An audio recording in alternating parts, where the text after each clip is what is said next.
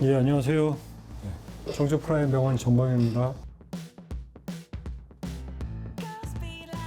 전방 십자인대가 완전히 끊어지게 되면 안타깝게도 전방 십자인대는 스스로 이렇게 치유가 되는 능력이 없습니다. 그래서 대부분의 경우는 이제 수술적인 치료를 선택할 수밖에 없는데요. 우선은 제일 중요한 게 환자분의 나이입니다.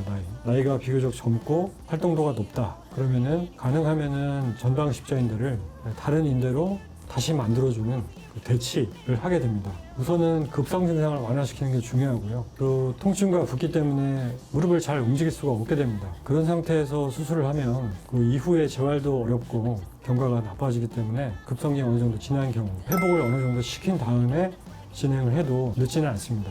몇 주 지나서 어느 정도 각도도 좀 나온다 그러면은 그때 차근차근 계획을 세워서 십자인대를 다시 만드는 수술을 결정을 하는데요. 그래서 두 가지 방법이 있는데 무릎 안쪽에 보면은 여러 가지 작은 힘줄들이 있습니다. 그래서 그거의 일부를 떼내서 십자인대로 다시 이렇게 만들어주는 방법도 있고요. 또 무릎 위쪽에 보면은 대퇴사두근이라고 굉장히 강력한 근육이 있고 그게 이 뼈에 연결되는 부위에 힘줄이 있습니다. 그걸 쓰는 경우도 있고 또 이 동그란 뼈 밑에 보면은 슬개건이라고 굵은 인대가 있습니다. 그거를 일부분 채취를 해서 쓰는 경우가 있는데 십자인대를 대치를 한다고 해서 자가 십자인대 복원술이라고 하고 또 반면에 그런 어떤 자기 조직을 이제 빼내서 쓰게 되는 거를 꺼려하거나 조직들이 약하거나 그런 경우에는 타인의 인대, 그러니까 다른 사람이 기증한 어떤 인대 조직을 특수하게 처리를 해서 이식해주는 그런 방법이 있습니다. 그래서 자가건 이식이냐 또는 타가건 이식이냐 이게 이제 크게 나뉘게 되는 거고요. 환자분의 나이라든지 이런 거에 따라서 어떤 방식을 선택할지는 주치의하고 충분히 상의를 하시는 게 좋을 것 같습니다.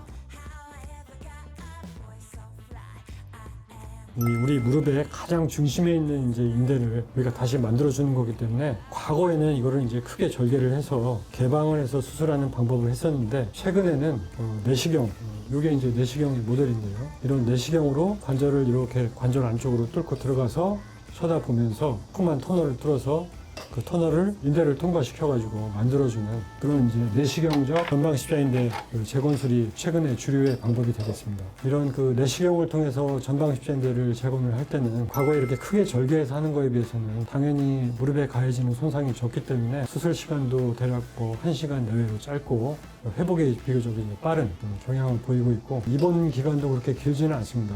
병원에 입원하셔가지고 치료를 받으시고 재활하는 거에 대해서 잘 배우신 다음에 퇴원을 하게 됩니다.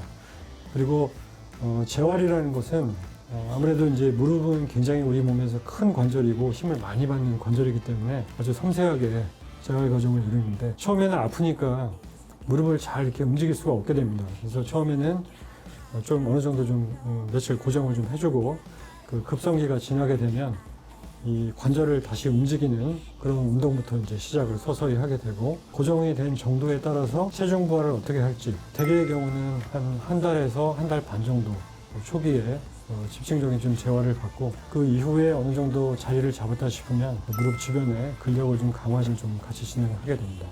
네, 감사합니다.